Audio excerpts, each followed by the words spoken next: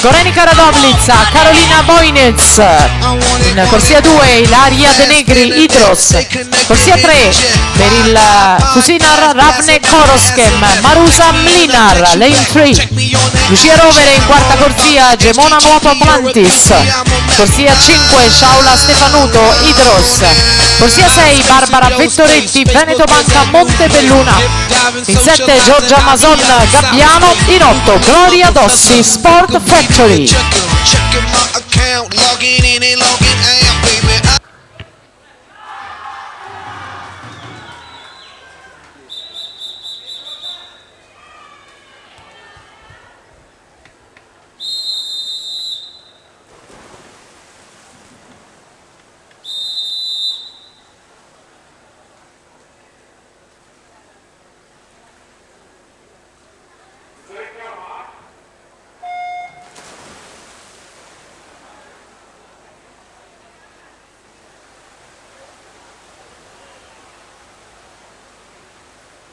Partita anche questa finale junior femmine con il primato del meeting di Margherita Panziera, nuotato nel 2011 1:02:70.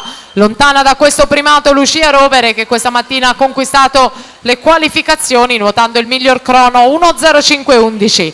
Partenza decisa anche per Ilaria De Negri dalla corsia 2, De Negri, Rovere, Stefanuto nell'ordine, con la De Negri che vira in 31:71, a 10 centesimi esatti Lucia Rovere e poi la Stefanuto a 72 centesimi.